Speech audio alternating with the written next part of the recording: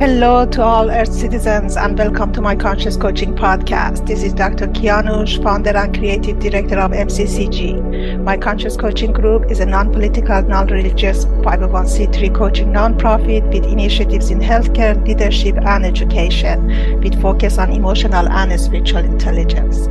Our vision is to raise self and global awareness for a conscious mind through education and application of EQ and SQ, and our mission is to connect, collaborate, and partner with hospitals, academics, colleges, and medical schools and organizations to embrace growth, self-healing, and self-coaching to achieve well-being and peak performance of individuals and the team as a one connected whole.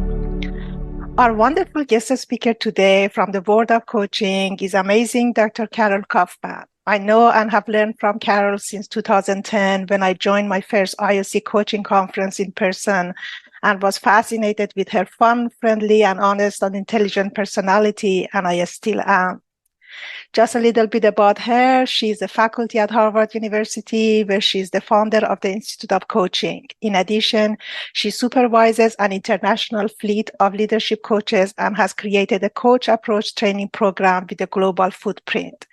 She has been named the #1 leadership coach in the world by Marshall Goldsmith Group. Thinker 50 also shortlisted her as one of the top 8 coaches for her contribution as a thought leader and coach. Carol's work has 3 main focus. One is the leadership coaching, where she has worked closely with top leaders at Harvard, Cisco, Egan Zehnder, and AstraZeneca, and many more. And the second is her academic leadership, where Carol has profoundly impacted the profession of coaching on a global scale. While the faculty at Harvard for over 25 years, she received a $2 million gift from Harnish Foundation to be the founder of the Institute of Coaching. She is also a founding editor-in-chief of the first academic journal of a major publishing house, Coaching, an international journal of theory, research, and practice.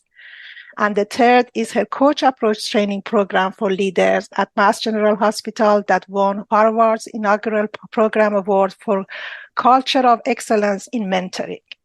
Well, Carol, thank you so much for making the time to be here with us today. Welcome to our podcast. Thank you. I'm glad to be here. So let us know, Carol, what else do you like the world to know about you on the personal or professional level? This was your bio kind of, thing. Sure. Well, one thing for everybody to know that what you're talking about has taken place over 20 years. And when I hear my bio, it makes me tired. I'm like, oh my goodness, that's a lot of things. Yes, I think the thing I'd like people to know is that of everything I do, what I love the most is coaching and coaching leaders. The other thing is I just published my first book with Harvard Business Review called Real-Time Leadership: Find Your Winning Moves When the Stakes Are High. So I would love for people to take a look at it.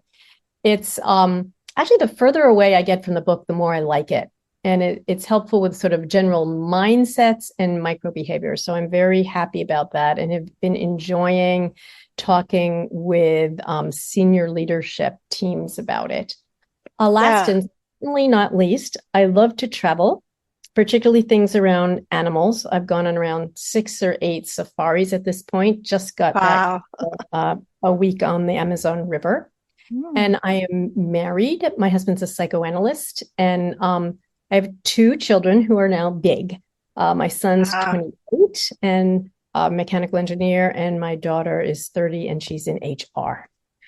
Such a wonderful story and family, and adventures. So just talking about your book, which mostly is our focus today and our conversation is coming from, your title is Real-Time Leadership. What is real time and what does leadership means to you? Okay, well, I think about it like all of us are facing a world that is crazed, and there's like no extra time, and we're like racing along. And what does that do to us? So on one hand, the world is crazy, but real-time leadership can help you not be. There's not enough time, but we can help you use it more wisely. And in terms of keeping your promises and your commitments, how to really be able to have clarity on what you need to do, what really matters, who you need to be, and how you need to relate to connect and work through other people. So real time is two things. So one, it is this moment. What's the thing that's hitting me in this moment, the pivotal work I need to make. But it's also about your kind of life and career strategy. So it can be real time, what you need to do this second. It can be real time, can be thinking about, okay, in 1 year, I want to be doing X, Y, Z. How can I pull that back, eventually getting to today? I see. So I'm just curious, what led you to write this book, and who did you write it for? Okay. I actually wrote it for my co-author, David Noble. We had been working together for about 8 years, working with a lot of CEOs and leadership teams.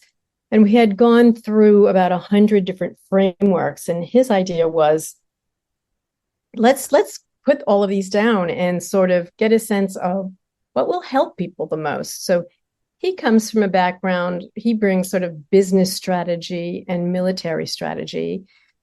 David was the CEO of the first digital bank, managing director, managing partner at a couple of strategy firms. So we wrote it for many people.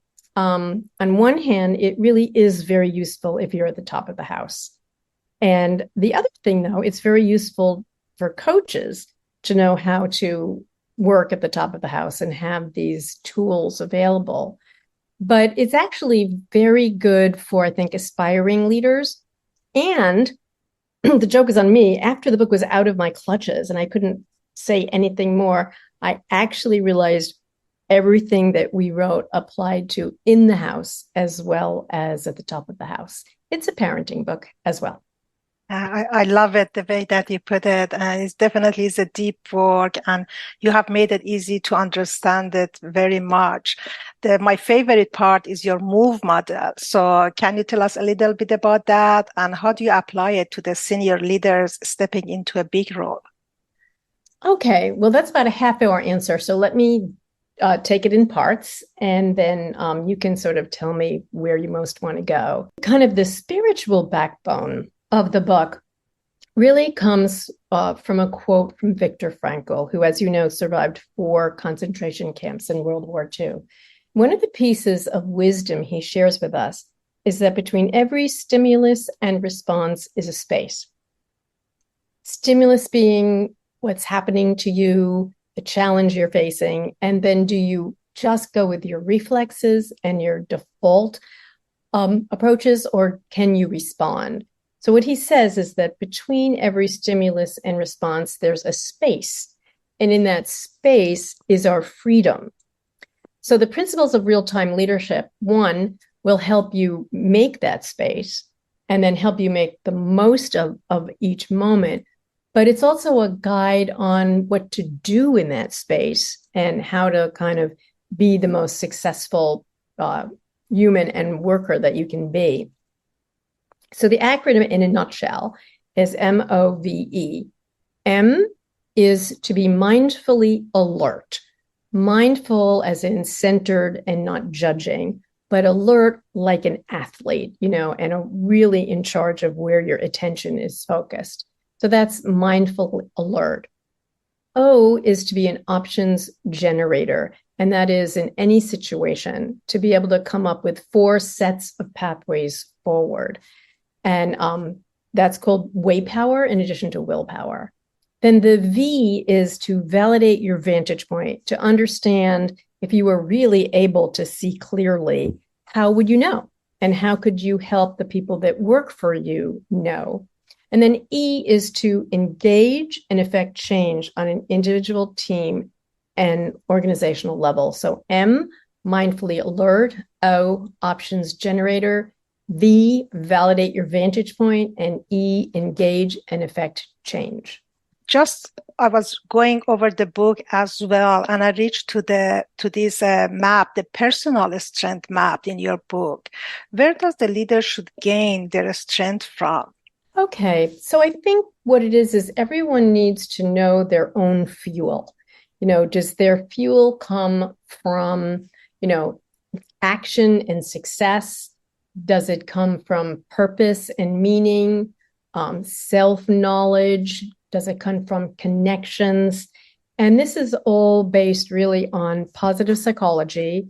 And a lot of it is connected to something called the Values in Action Signature Survey of Strengths, developed by a number of people, but Marty Seligman and Chris Peterson, in terms of sort of mapping the areas of strength, the areas of the mind, of the heart, of the gut, of community, and of bravery.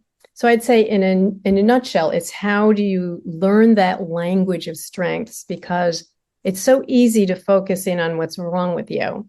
And we have a great articulate language for what is wrong with us, but we need to be able to be just as articulate and specific about our strengths and what gives us energy every day.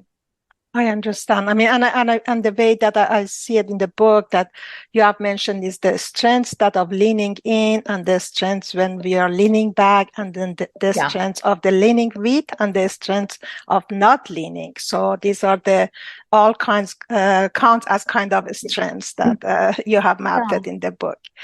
Let me explain that a little bit more. That's great. Yeah. That is part of being an options generator.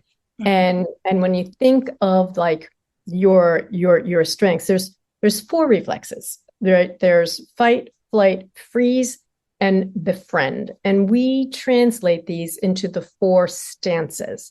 And so you think of a stance like a tennis player. If someone's serving and it goes to your forehand, you plant your legs one way. And if it's a backhand, another way.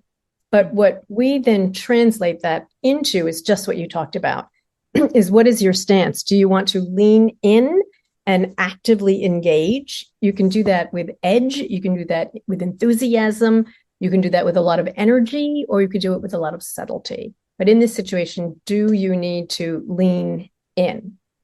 The other option is to lean back, as you said, and that is go not towards action, but to thought, to really go to inquiry, being very rational, looking at the data, and really, taking the overview.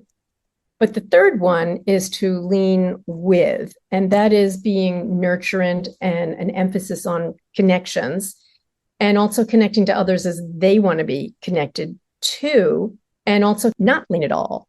And that would be when something is thrown at you, having the capacity to not get triggered. So in this, so the mindfully alert, that's one way to make space, but to be able to choose your options is another way to make space. And then to appreciate what you need in each situation and what strengths are connected to each of those stances. I see. And there's no order of it. So that which one has to go first? It can be any of them. Exactly.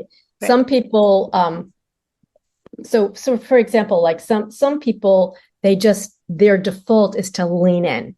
And so we would say to expand your repertoire, that's only one way forward. Can you also lean back? So if you're facing something and someone says, I want to do blah, blah, blah, as a coach, but you can say, well, that's a really good plan. What would you do if you were going to lean in? And they spell it out. And then you could say, okay, if you were going to lean back, what would you do? What would you be thinking? If you were going to lean with and put people first, what would you do? And if you were going to be able to just not do anything and reflect and tolerate the silence, what would you do? And so you can think about that on an interpersonal level, but you could also think of it like on a business level, like you're doing a merger and acquisition. Do you lean in, get aggressive and go buy? Wait, do you lean back and do due diligence and really get all your ducks in a row? Do you lean with and think about culture and integration? Or do you not lean at all and maybe go, oh, maybe we shouldn't be moving forward at all. Let's not be hasty either way. But these are kind of 4 sets of ways to move forward.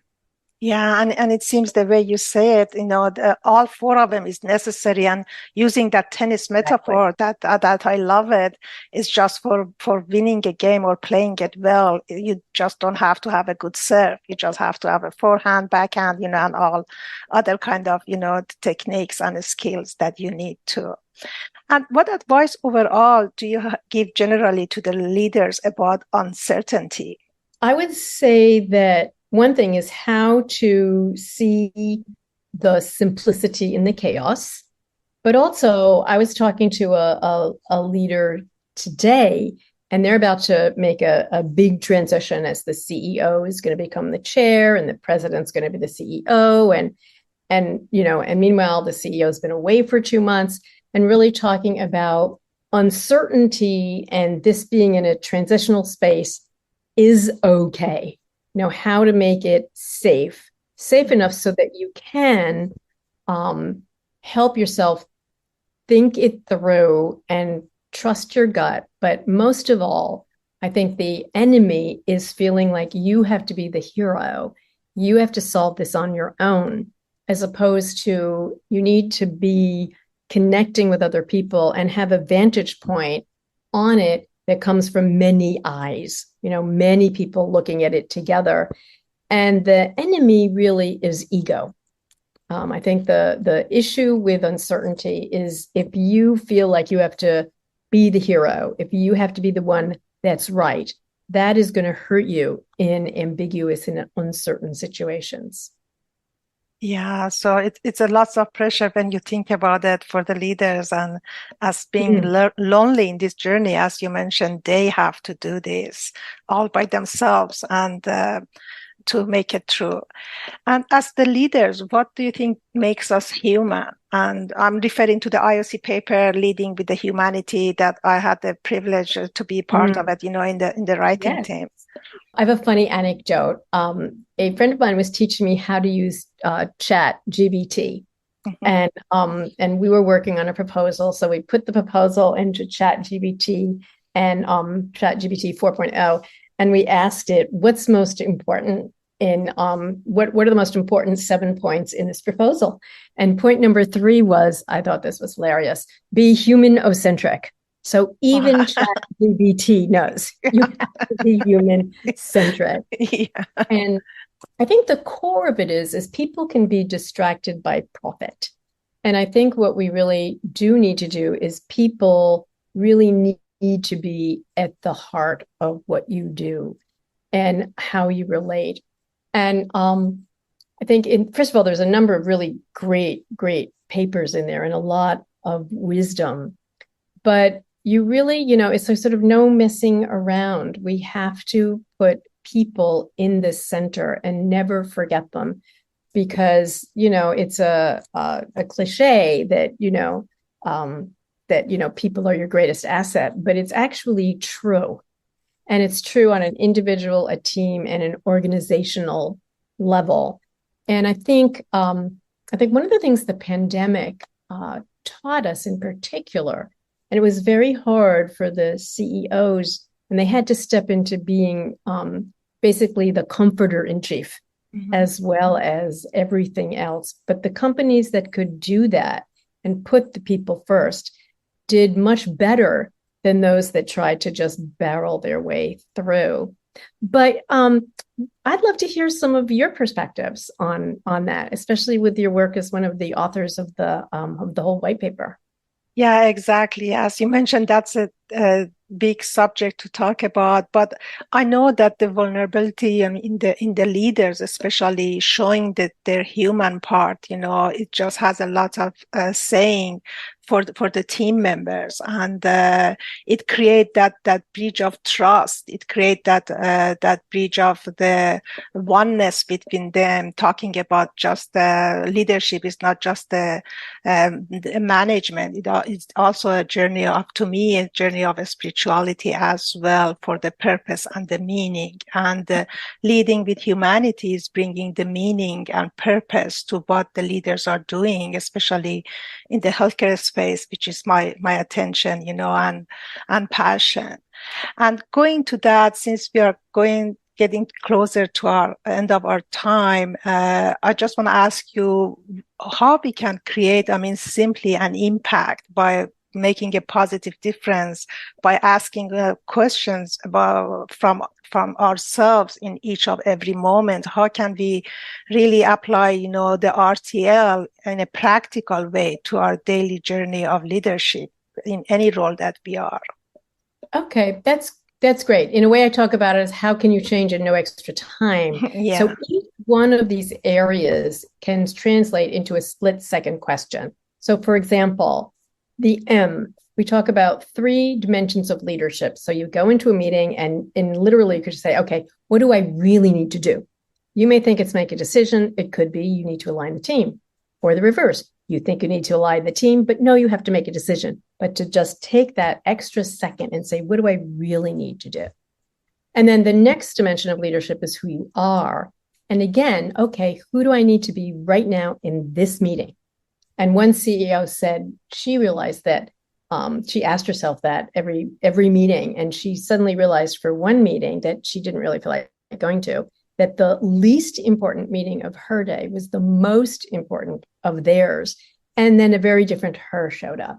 And then the third one under being mindful alert is, how do I need to relate like right now? And how to then really go with the platinum rule, which is treat others as they would want to be treated, versus the golden rule, which is treat others as you would want to be treated. So for M, it's those 3 questions. For the options generator, it's just really like what you said. You just really go, what stance do I need? Do I need to lean in, lean back, lean with, or not lean at all? And to develop the other stances. V, to validate reality, is just literally, what am I missing? What am I seeing? Can I talk to somebody who may not agree with me? But it's just, is my vantage point correct? And how can I know it? And then for E, engage and affect change, it's like, what signals do I need to send out now in order to engage with people and have them understand our vision and our mission? How do I then co-create it and iterate it in terms of how other people are responding to it? So, the book has like chapters on each one of these, but it translates into what are these questions that leaders can ask themselves, but also that coaches can ask the leaders that they're working with. Yeah, and I also love all the summaries that is at the end of the chapter. And from all that we discussed, one of the sentence that you mentioned is really clicked on me, that what am I missing? What are we missing? And I think that's the question that we need to ask ourselves more often. And that will open and shine a light on so many things that we need to. And you shared so many answers with us today, Carol. I'm just so grateful for your presence to be here. And thank you very much again for your participation and contribution to our podcast. Thank you. And one thing you don't know is Harvard Business Review is going to be publishing the workbook that goes along with this in September, this September. Wow, wonderful. Congratulations. Yeah. So happy to hear that. Thank you for sharing the good news with us. All right. Yeah. It's the first time I've said it out loud to people. So you're the very first to know. Wonderful. That was such a gift in addition to your presence in our podcast. Thank you again, and lots of blessing on your way, Carol. Oh, thank you. It was great to be here. Have a wonderful day. Goodbye to our listeners, and remember, one podcast at a time. Thank you for being with us for another one. You can visit our website at myconscious.org to learn more about us, or write to us at coach@myconscious.org. And please stay connected by following us on our social media platforms, LinkedIn, Instagram, Facebook, or Twitter, not to miss our upcoming episodes and events. Love and light from all of us to you. Make it a great day, everyone.